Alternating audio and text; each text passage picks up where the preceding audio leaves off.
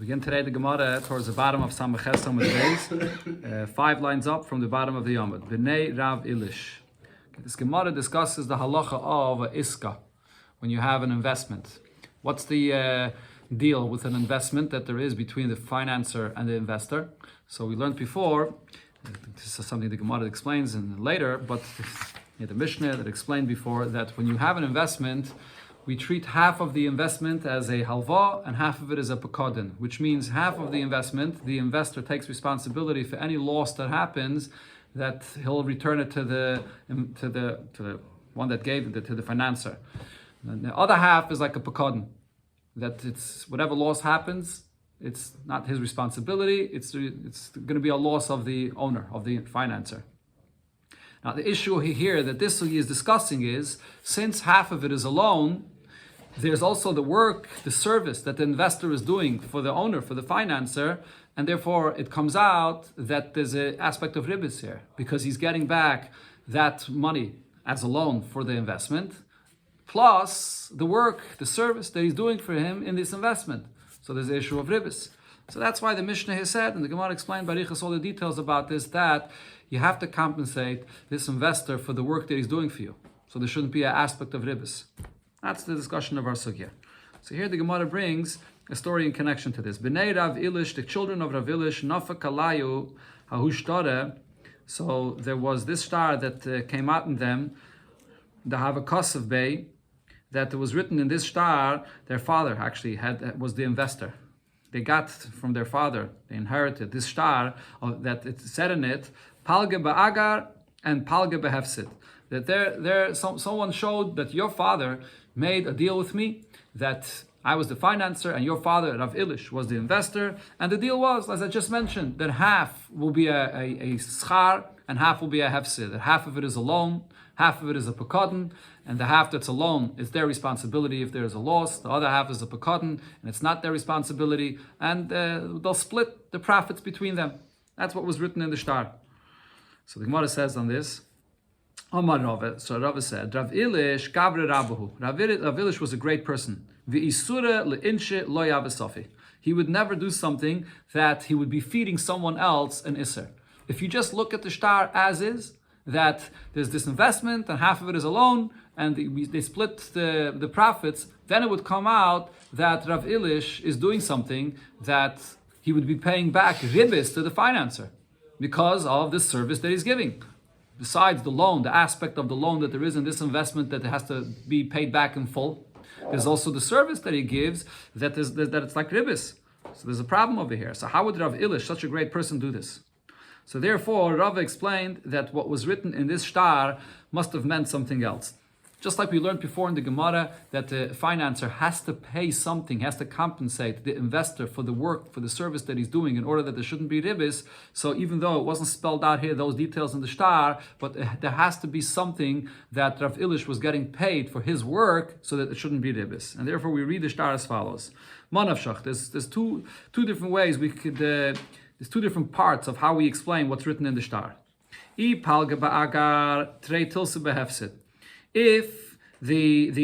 financer, the one that gave the money here, is going to get half of the profits, then trei tilsu behefsid. So then he's taking upon himself that 2/3 of it is going to be a pekadon, which means that it's going to be his loss. 2/3, usually when you divide every investment, it's half-half.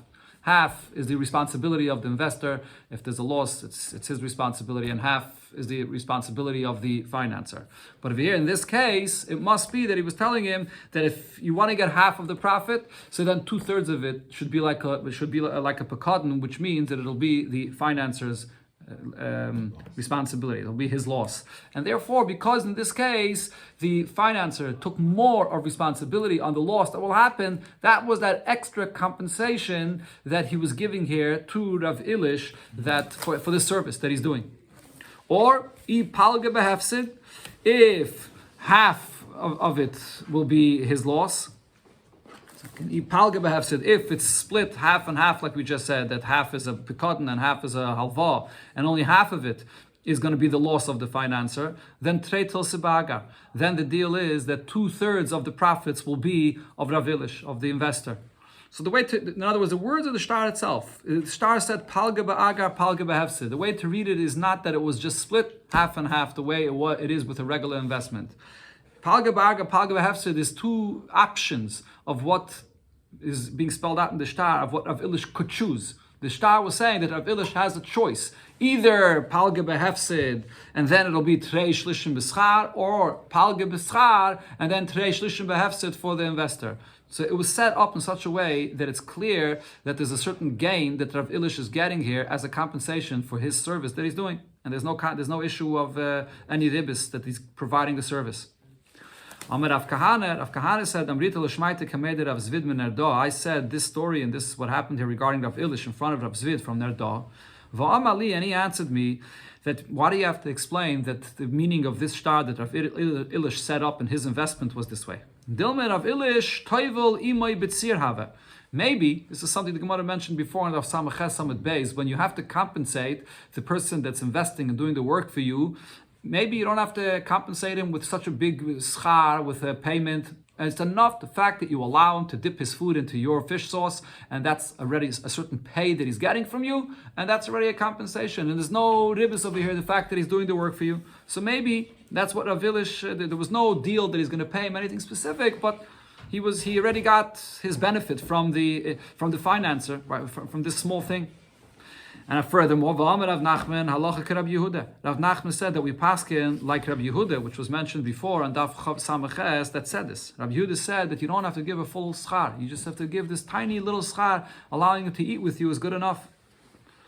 Amalei, so Rav Zvid answered, Lav Hilchasitmer. Actually, even though it said before on Daf Samaches that Rav Nachman said the halacha is like Rav Yehuda, but he didn't really mean to say that we paskin like Rabbi Yehuda.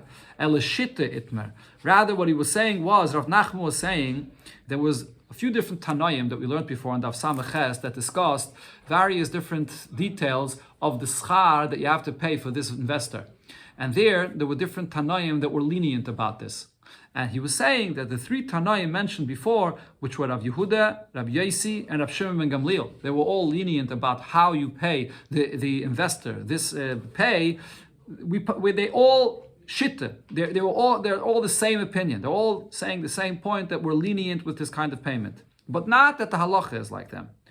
Hochanami mistavre. It's logical that this is what Rav Nachman meant to say. If you're not going to say this,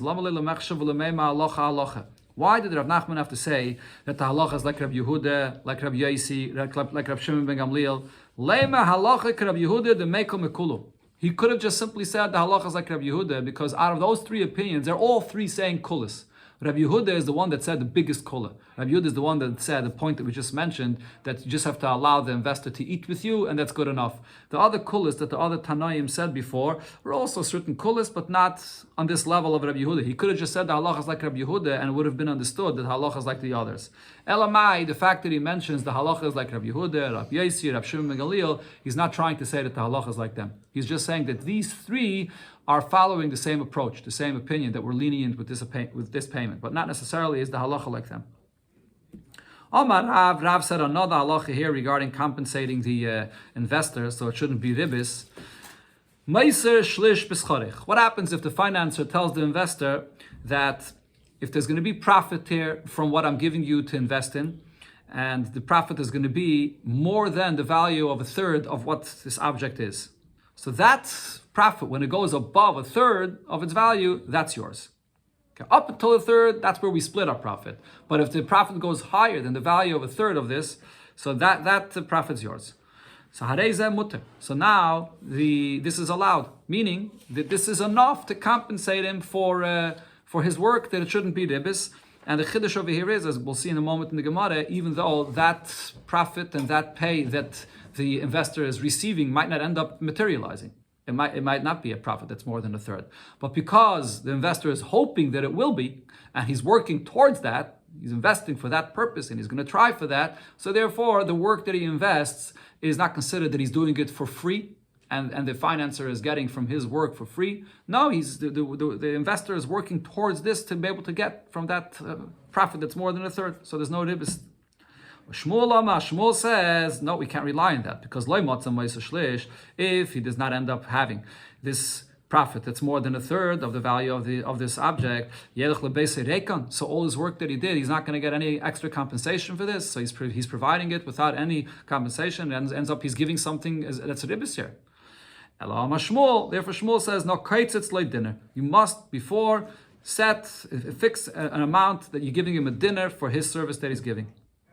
So now the Gemara asks regarding Rav's opinion, V'sava Rav, is it true that Rav holds that ain't kaitzin loy dinner, that it's not necessarily to set a certain amount, a dinner that you give him in advance? You can rely just on the fact that you're telling that if it'll be a certain amount of profit, then you'll get. But for Ha'amar Rav, there's a statement that Rav said regarding this investment. Reish Egle, the head of a calf, lepatuma, goes to the person that's doing the work, that's fattening this animal. So this is an example of an investment, which was a very typical kind of investment in those days, where a person owned an animal, and he didn't know how you deal with this animal and how you feed it and so on. And he would give it to a worker that dealt with animals, and he would fatten it up properly and feed it and take care of it. And then when it was a nice big fat animal, they would shecht it, and then they would split the profits of this animal. So Rav said that you have to compensate the worker for the work that he's doing, because besides returning to you, which is like a loan, you don't want him to give back the service as well, which would be like rebis. So the head of this calf goes to this fattener. So the Gemara says, my love, don't you think what Rav was speaking about is the Amar le Moise Shlish Bischarech? He told this patuma, this fattener, that if it gets fattened more than a third of what it is now, that extra you will get. And Rav did not rely on that, because it might not end up getting to that point. And therefore he said, you're going to get the head. So you're going to get the head, so you're going to have that compensation. So the Gemara understands now that we see here from Rav that you can't rely on the fact that you're compensating him with the fact that maybe it's going to get fattened more than a third. You have to give him the head regardless. And before, Rav said that you can rely just on the fact that it might go up more than a third, and that's enough of a compensation, even if it doesn't end up happening. Okay, the Mefarshim discuss why the Gemara assumed that this is what Rav's statement is speaking about. Okay, there's a discussion about that in Mefarshim. That's how the Gemara understands in the beginning what Rav is saying. So the Gemara answers, Loi, that's not what Rav was saying. Rather, the Ka'amalei, he tells his worker, this patuma, the one that fattens the animal, it's either or. If you fatten it good enough that it'll be more than a third of what it's now, that additional fattening will be totally yours. And if not, or if it won't be fattened to that degree, so then you have a choice. No, sorry, again, not either. He was telling him either or. Either the deal is that you can get this amount that's more than a third, and then you'll have it fully yours, or you have another option to choose that the head will be yours. But either or is fine. Because again, Rav's opinion before is that just promising that if it's more than a third, you'll get then that value for yourself completely is good enough. So over here in this case, it was a choice that he was giving this worker, this fattener, for the animal. Or now the Gemara says no. Or we can explain Rav's opinion that he said before, that if you're promising him that he'll get the full amount, if it's more than a third, there's a qualification for that. There's only a specific case that Rav said that regarding animals. When Rav said that if you've promised this worker that if it goes up more than a third, then you're going to get that part totally for yourself as a compensation for your work, Meiser Kagain, the Islay Behemel Day. We're talking over here when this worker has his own animals, and he's now taking in someone else's animal together with his. Now over here, there's no extra work that he's doing for this person. He doesn't have to be compensated for that the way he's usually compensated. Because the Amri Inshi, people say, Gobble Tura, when you have to feed one ox, Gobble Turi. It's the same work that's involved in feeding a few oxen. So the fact that he's feeding your ox, it's not really extra work here. So it's in that case that Rav said that it's enough that you compensate him by telling him that if it'll be more than a third, you'll get that value for yourself. But in a usual case, Rav would agree to Shmuel, you have to have a very clear amount of compensation, what he's going to get, and not something that's a suffix if he's going to end up getting it or not. Gemara brings a story, Rabbi Lazar ma'agrunya zavim beime. Rabbi Lazar from Agrunya, he bought an animal, and he didn't know how to take care of an animal. So v'yav leila, he had a worker that used to work in his properties. So he gave it to him, and mefatim laid that, and now this worker went and fattened it and took care of it. And then after the behemoth is fat, they shecht it and they'll split between them. And v'yav le'reisha ba'agre, and he gave the worker the head of the animal. Beside, they split the entire animal, but the head of the animal he gave to the worker to compensate him for the work that he did. So it shouldn't be ribis.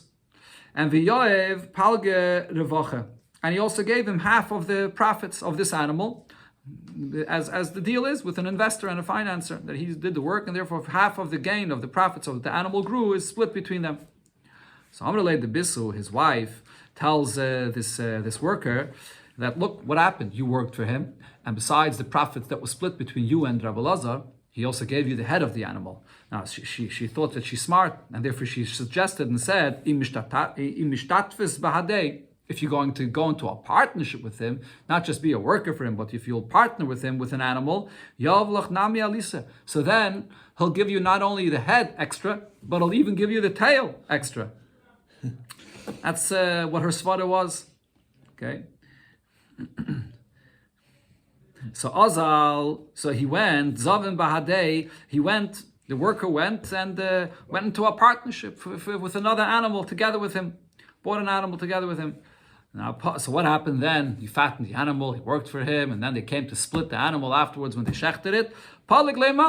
So he split the tail together with the profits of the rest of the animal. They split it like two partners, that you split everything. So he saw that he's not getting the whole tail for himself. So then, Amalei Rabbi Lazar, the Bach here adds, Rabbi Lazar says to his worker, Ta niflig l'reisha, we're going to split the whole animal, and now let's split the head as well. We're partners, so let's split it. So he was wondering what's going on over here. Amalei, he says to Rabbi Lazar, Hashte kimei koren amiloi. Now you're not even going to give me like before. I thought I was going to get the tail, and I'm not getting the tail, but even the head that before you gave me completely, I was just a worker. Now that I'm a partner, you're not giving me the head. Amalei, Rabbi Lazar explained to him that there's no reason that I should give you the head entirely. If we're partners, then we split everything equally. So until now, Zuzi Didi Havo, this was my animal, it was my money. So therefore, if I'm not going to give you something extra for the work that you did for me, then there's an issue that it looks like ribis, because there's a portion of this investment here that's considered a loan, and then there's the work you do for me. So I'm getting back the payment of the loan plus your work, that's like ribis. So therefore, then I had to give you the head as a compensation for that. But now that we're partners, so that we have to divide everything equally. Why not? And then he adds and says, Mike Omris, what are you going to argue with me? Yeah, we are partners, but didn't I do the work here? I did the work of fattening the animals, so still, you should pay me for the work that I did. I should get the head. So Amri, he says, Amri Inchi, people say, Stam arise lemari areka mishabed nafshe. A worker is there to be subjugated to his master, to do work for him, la suya le'raya, to bring him the what's needed for the pasture of the animal, meaning you're my worker. And this is part of your responsibility, that you work in my property. So the fact that you went and worked here to fatten this animal for me, that's not something extra here now that I have to pay you the head of this animal. Even though in this animal we are partners, but you're also my worker. And therefore in my properties, the work that you do for me is part of the job that you have, and therefore I don't have to give you anything extra for that. Tanir we learned in the Braisa regarding this kind of work that a person receives from someone, an animal, to fatten it. Hasham be'emel chaveda, you assess an animal that you give to someone, that you're going to split the profits, and he does the work for you to fatten the animal. How, to what point is this fattener, the one that's doing the work, have to take care of it? Sumcha says, ba'asainis. When it comes to donkeys, Shmeina Chaydish, 18 months. Begeidris, when it comes to small livestock, Chavdal Chaydish. It's 24 months that he has to take care of it, to fatten it, and then the profit is received. The profit peaked out, and then that's it. He doesn't have to do more. If he comes to, if the worker wants to back out in middle of the time, Chaverim Akevalov, the owner, the investor, the owner, which is the financer, the one that's giving this animal, can prevent him. You didn't finish your work yet. You can't compare the work that he has to do the first year to the work that he does the second year. As the animal grows, there's more work, there's more feeding, there's more. The bigger the animal becomes, the more work there's involved in this. So therefore, he can say to the worker, "Now you're backing out the profit that we're splitting between ourselves. The main work comes the second year or the later period, not the beginning. So you can't back out later." So now the Gemara asks on the expression that it said here in this Braisa, the right girsa you have over here on the side of the Amud, "My avol de ka'ama." What is this term of avol that it says here? It seems like that it's explaining why he can't back out in the middle. Why are you doing just the easy work in the beginning, and then when it comes to the more difficult work, then you want to back out? That's basically what it's saying. So what's the word avol? Avol sounds like but, that there's like a different new point. So the Gemara corrects it. You're right. Ella, you read the right way to read it in this brayse is it's not avol. It's instead of avol, it's lefi, because lefi she'ene daime tipul shoshana zul tipul shoshana acheres. Because you can't compare the work of the first year to the work of the second year, so therefore the owner could prevent the worker from backing out from the hard work of the second year. That's the main work that he was made to deal with him. Tanya, in a different brayse we learned, a person assesses an animal and he gives it to a worker, to someone to work and to fatten this animal. When you have the babies that are born. Now these babies that are born, this is the profits of this animal that is not going to be split between the owner and the worker. So these babies that are born, up until which point does he have to work over here with them? I mean, really, this is already not part of the original iska. It's not part of the original deal here that they made between them that he's going to take care of the animal. These babies that are born is already the profits that comes out that has to be split between them. But nevertheless, you can't drop taking care of these vladas right away. You can't say to him, okay, we're splitting these vladas right away. I'm not taking care of the vladas. We're just splitting it between us because this is a profit, a birth that came out of this. There is up to a certain point that he does have to take care of these babies born here. So how long is that? Bedaka, if it's small livestock, lamed yoim, 30 days after the birth, or begasa, if it's large livestock, nun yoim, it's 50 days. Rashi brings the source of these shiurim comes from the way it is, benigay to the halacha of a b'chayr. At what point do you give the b'chayr to the kayin? It's until this time that you have to take care of it. It's similar over here regarding this investment, or this work that he does. Another opinion is Rabbi Yossi bedaka gimel chadashim. By small livestock, you have to take care of the vladais for 3 months. And the reason is because there's a lot of work to be done with it that the owner will not know what to do with this vladais. It's the worker that has experience is going to know what to do with it. The Gemara explains, what is the work that has to be done with this baby that's born there? It has very soft or small teeth, it can't eat properly. The mother has to feed it, and someone that knows what he's doing has to make sure that it eats properly. If you're going to give it back to the owner, it's not going to eat properly, then it's not, it won't be taken care of well. So therefore, this is part of the deal that he takes care of the vladais for the first 3 months. If what happens after this point, the owner says, I'm not yet ready to take back these vladais. Let's keep the vladais still in your possession, in the worker's possession. I want you to continue taking care of it beyond the time that he's supposed to. Then what happens is, so then when they come to split now, of the profits of this animal, first of all, you split half and half like the original deal was. And then also when it comes here regarding this vladais, then there's a certain portion of these vladais, the vladais that were born up until a certain point, we say that the vladais have to be split 50-50, like the original deal was. But then, when he keeps those vladais beyond the time period that he's supposed to, that's not his responsibility at all. The fact that the owner is telling him to keep it beyond that time, that's like a new investment. It's like a new thing he's asking him. Okay, now I want you to continue fattening these vladais, like a new behemoth here. That's like a new iska for itself that we're going to split between us. So then you have to look here at these vladais, and that portion of what it grows beyond this time of what his original responsibility was, there's a new division that there has to be between them, half and half of that additional time that he's keeping it.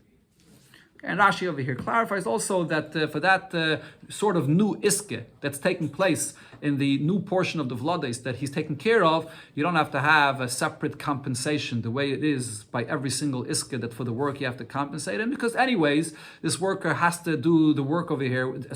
Anyways, a portion of the vladais is his. half of these vlodes is totally the investors, the worker, because this is the profit of the original iska that they split between them. So half of it is his. So he's anyways working with these vlodes for his half. So therefore, you can't come and ask for him, compensate me for the half that I'm doing for your vlodes, because he's doing it for himself. Half mamish belongs to him. Okay, now Gemara brings a story that actually happened like this. Rav Menashe bar Gode shakel mechza shaloi v'chetzi mechza b'shachaveda. Like this case that happened, Rav Menashe bar Gode was working with animals, and then the vlodos, he kept them beyond the time that he was supposed to, and like we just said, so he split the profits that there is here in this animal and in the vlodos, and then also regarding the vlodos that he took beyond the time he was supposed to, he took an additional part for himself. He split it on his own, and he did it all according to halacha. So, but also Abaye, he came to Abaye and he told him what he did. Amalei, so Abaye said, "Man polaglach, who's the one that made this division for you? Meaning, who evaluated exactly that you divided it properly? You can't just the worker can't go and divide this by himself. He has to go to a bezdin or to someone that's going to properly evaluate and divide it." Additionally, this whole halacha that we learned here, that there's only up to a certain point that you take care of the vlodes, and beyond that, it's going to be like a new iske, and you don't have to take care of it anymore. But if it's a place where the custom in that place is that you do raise these vlodes, that you got here in a iske with when you got the animals, and you're obligated to raise these animals. Tanan, it says in the Mishnah, right here in Amud Beis, the Mishnah says, Mokim shenagu legadol yagdilu, in a place where the minig is that a worker that receives an animal to fatten it, and that there's the profits that you split. If the minig is that you have to then raise the vlodes as well, so then you have to do that. It's part of the original iske. So therefore you don't get an additional portion in that that you continued raising it. Another story that happened in connection to this, Hanu Terei Kutoi. Okay, this is actually sort of a new idea here, a new story. There were two kutoi. Kutoi actually usually means the people that were kutim, that were these gedim, that were in the time of the first Beis Hamikdash. There's always a discussion in the Gemara about them, whether they were real gedim or they're not real gedim. There are, however, some Mefarshim that say that this expression of the Gemara here of trei kutoi does not mean the kutim that we usually talk about. Kuta is also a name of a city that was in Bavel, and these were two Yidden that came from this place of Kuta in Bavel. So there were these two kutim, there were Yidden, the Ovid, Iske Badi Adadi. They had this Iske, this investment that they made with one another, and they were talking here about, typically in those times, talking here about animals that, the beginning, the story here is not talking about animals. They made an investment with one another. The financer gives the investor money, that this money then gets split. Half of it is a halva, half of it is a pekadon, and the profits are split between them. That was the investment. One of them went, so then he took the money of this investment and his portion, that was the profits. His portion, he went and he split it. He split from his friend without letting his friend know. And then he took his portion of the money and he reinvested it and made money separately from his portion. So they came to Rav Papa, and the financer claimed that no, he didn't have the right to go and split the money on his own and then reinvest his own money separately from me. Whatever additional profits there is, we should all split everything equally between us. He never had the right to go and split off from the investment together with me. So Rav Papa said, Amalei, he says to the financer, to the owner, my nafkimine, what difference does it make? The fact that he went and took his money and he split it on his own, there's no problem with that. The half is his. So half he's allowed to take on his own and then reinvest it, and therefore whatever profits he gets from that is to him. This is what Rav Nachman said. Zuze keman the pligi dome. When it comes to money, so then it's like it's already split. When you have the two parts of the investment here that's split between them, the profits are split between them. Money is something which to split it is very simple. It's like it's already split, and therefore the portion that he took for himself and reinvested it, it's his. Now, what happened? Lashana, the following year. So these two partners here, or these two these people that were in an iske together before with money, Zav and Chamre Bahadi Adadi. They bought wine together. So now, come Idach, the other one got up and went, and Palagle Beloy died to the Chavre. He went and split from this wine. He took his half himself. He didn't let his partner know. He took his half of wine himself and went to sell it and to make a profit on it. Didn't let his friend know. So now Rav Papa, he came to Rav Papa, and so Rav Papa said to him, Amalei, man polaglach, who gave you the right? Who gave you the permission to go and divide from your friend? Whatever profit you made from separately, you divided from your friend. You can't make this division on your own. You have to make the division together with your friend. You can't. So now here, Rav Papa paskin the exact opposite of what he paskin before. Before, when it was the other one that was complaining that my friend split off from the money, he said, no problem. The money is split. You can split it. Now, when it came to the idoch, the other one now splits the wine, he says, who gave you the right to split on your own? So Amalei, so he says, one of them, the one here that's losing out, he says to Rav Papa, I see that you come after me. You're paskening always against me. There's a double standard over here. So that he was complaining, why are you paskening two opposite things? So Rav Papa says, hi gavne. Something like this, when I'm paskening two opposite things here, I have to notify, I have to explain to him why am I paskening two opposite things. Taisus over here says that usually when a psak din, you're not necessarily obligated to explain the basis of the psak din, but in such a kind of case, you should explain v'yisem nikim Hashem Yisrael, that they should understand what's going on here. And he explained them like this: Zuzi, when it comes to money, mi shakal tavi v'shavik chaseri. Is the splitting of the money in such a way that there's better quality coins and worse quality coins, that there's a question of how you're going to split it, and therefore he took better coins and you got the worse coins, and therefore he shouldn't split it on his own? Is that what happened? Amalei loy. So he said, no, that's not the case. He took his portion, it's all the same kind of coins, and he took his part of money. So Amalei, Rav Papa said, Chamre, when it comes to wine, Kula al meyadi, everybody knows the ikad, the basim, the ikad, the loy basim. When it comes to wine, everybody knows that there's wine that's better wine, there's wine that's not such good quality wine. Splitting wine is something that you have to have the agreement of your partner, or you have to have an expert that helps you split it. You can't just split it on your own. When it comes to money, money is money. So therefore, if you split it, you can split it on your own. That half is his, it's not a problem. Here the Gemara brings the source of where Rav Nachman said this. Gufa, this is the halacha itself that Rav Nachman said. Omer Rav Nachman zuzi command the pligidama. When it comes to money, so then they can split off. Each one takes their part and then can do with it whatever he wants, and whatever profit he makes is his. You don't have to have the agreement of the other partner. But Hanamili, tavi v'tavi. That's if all the coins here in this investment are good coins, or tekuli, they're all weighty, they all have their full weight. Avul tavi tekuli loy. But if it's coins, there's coins that are good coins, and there's coins that are weighty, coins that are not so good. There's different kinds of coins. So then you can't split it between them without having someone that sees how they're splitting it. You can't split it by yourself.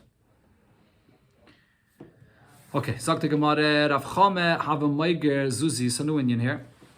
Rav Chame, so he would rent out his money bipshita for the payment of a coin.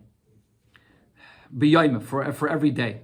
Okay, so now this, what he would do is, usually you lend money to someone, and it's a loan, and he has to pay you back. Rav Chame, he used a different language. I'm not lending you money. I'm renting you my money for today, and for you to keep my money as a rental for today, you pay me back an extra payment of a pshiti, of a coin, of a small size of a coin. Okay, so because he termed it as a rental and not as a loan, even though he's getting back, he's charging. He's charging over here a pshita, a coin for this. It's not ribbis. The issue of ribbis in the Torah is on a loan, not on a rental. That's how Rashi explains it. The Rishonim additionally add to this, Taisvis, other Rishonim say, just the fact that he changed the language of this, instead of referring to it as a loan, he referred to it as a rental, is not enough to take it out of the issue of ribbis. So then you can basically be mevatel the whole issue of ribbis. Every time I lend you money, instead of calling it a loan, we'll call it a rental, and then I could charge you interest on the loan. It's more than that. Usually by a loan, the responsibility of anything that happens to this loan is the borrower's. He has to return the money no matter what happens, any inus.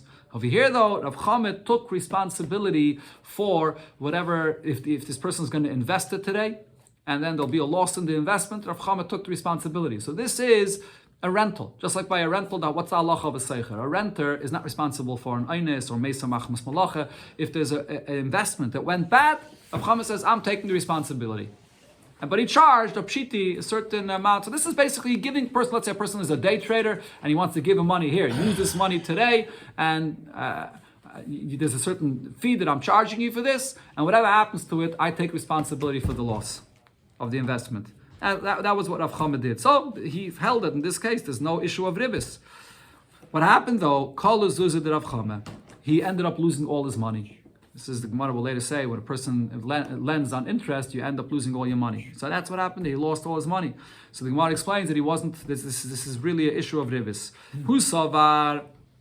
He held. Rav Chama held. Ma'ishnomi mara. Why is this any different than if I'm renting someone a shovel, and then I rent it for a certain fee, and he has to return me the shovel? I'm getting back the shovel plus a fee. There's no issue of ribis. It's a rental. It's not a loan. And the same thing here. I'm renting out my money, and I'm taking responsibility of the loss. It's a rental with a fee. But it's not the same thing. Why? Mara hadrabina. Number one, when it comes to a shovel, you're getting back that very same shovel. Over here, by the money, you're not getting back the very same money. It's more similar to a loan. You're giving him money, and then he's going to give you back money at the end of the day, but he doesn't have to give you back the same money. And also, v'yediyah pachse. By a shovel, the person uses it for the day. You could clearly see that this is now a used shovel. If it was a brand new shovel that you're renting to someone, and he used it for the day, you could see that there's some that gets diminished over here in the quality of the shovel, and therefore you're charging him for that. That's why you could charge him a fee for the rental. But Zuzi, the money, it's not the same money that you're getting back, and also and also regarding the money, you don't see anything that was diminished there. You give him this money, you get back the same money. So therefore, even if, according to as I mentioned before, even if though Taisus to the Rishonim say that he took responsibility for any loss that happens, but if there's no loss there and you end up getting back the same money, and you charged him a fee for allowing him to use your money for that day, it's an issue of ribis. It's possible that I lost. Huh? It's possible that I lost. But still, nevertheless, okay, so maybe it's not mamish ribis minatayre, but it's still going to be an issue of ribis. There is actually a machlekes Rishonim here. The Gemara here gives two distinctions between a regular rental and this. Is it dafke? Do you have to have both distinctions in order to explain why it's not ribis, or just one of them would be good enough? That's a machlekes Rishonim. Amar Rave, now here the Gemara brings cases where actually ribis is allowed. Rave said, a person is allowed to tell his friend, Heilach dalit zuzi, here, I'm paying you 4 zuzim, for oisfe leplanya zuzi, in order that you should lend a zuz to someone else. So here, there's no isra. The reason is, the isra that the Torah asks us to charge interest is only if it's the borrower that is being charged interest to pay to the lender. In this case, it's a third party that comes along and is paying off this lender that he should lend money to someone else. There's no issue of ribis. Similar, Rava said, person is allowed to tell his friend, Shakalach arba zuzi, here, take this 4 zuzim, zuzi, and you're going to tell so-and-so to lend me a zuz. So you're paying someone to convince someone that has the finances, let's say he's able to lend you money, and I'm paying you to convince him to lend me the money. My time, why is this allowed? Schar amira kashakal. He's taking a fee for him being the broker, so to speak, or someone that's going to convince someone to lend you money. But you're not paying the ribis directly to the lender. This is what Abba Mar, the son of Rav Papa, would do. He took a ball of wax from the wax merchants, and as he took that as a reward or as a payment from them, and then in return, he told his father Rav Papa, lend these wax merchants money. So he took a payment to convince his father to lend them money. So the Rabbanan said to Rav Papa, the master's son, he's taking ribis, he's charging interest on a loan that you're lending out to these wax merchants. Rav Papa said, no, that's not a problem. Kolki, hai, ribisa, any kind of payment of ribis of such a sort, nechel, let him eat it, it's not a problem, because le asra Torah el ribis haba miloiva lemalva. The Torah, the isra of ribis is only a ribis that's a payment from the borrower to the lender. Hacha schar amira kashakal v'shari. Here, he's taking a payment from these merchants to speak to his father, to lend them money. So therefore, that's allowed. Or the Rishonim say that this is only if his son was independent. But if his son was young and he was living with his father, so then whatever payment he got from these wax merchants was going to the father, really, because he's living together with his father. He had to have been independent. This is continuing regarding the halachas of the investor that we spoke about before, where there's a deal between them, they split the profits of this investment, and there could be an issue of ribis, where a portion of it is considered to be a loan, and then the investor or the worker is also providing his work, and therefore the financer is getting back a loan plus the work. So that's the previous Mishnah and the sugya that we learned, that you have to compensate him. So here the Mishnah continues regarding this and says, Shamin, para v'chamar, you can assess the value of a cow or a donkey that you give to a worker that's going to invest in it and fatten it, and then you're going to split the profits between the owner and the worker. And v'chol davar shuhu oiseh v'oichel, or any other kind of animal that even though you have to work and feed it, but nevertheless it also can work, it can do things for you. Lemechza, you can split the profits here, and you don't need to additionally compensate the worker for the work that he does. And the reason is because while he's fattening this animal, it also could work, it could do things for him. So he has that gain by the work that it does for him, so you don't have to additionally compensate him, that it shouldn't be ribis. Now another halacha, which was mentioned before already, regarding these animals that he's fattening, and you're going to split the profits between them, and now it gives birth. In a place where the minig is that you split now these babies that were born immediately, you don't require the fattener, the worker, to go and additionally raise these babies. And say they split it right away, you split it right away. Now, right away here doesn't mean literally right away, but it means, like we learned before, after 30 days or after 50 days, depends what kind of animals it is. Makim shenagu legadol, but if it's a place where the custom is that the worker does raise the babies that are born as well, so then yagdilu, it's part of his requirement to raise it as well.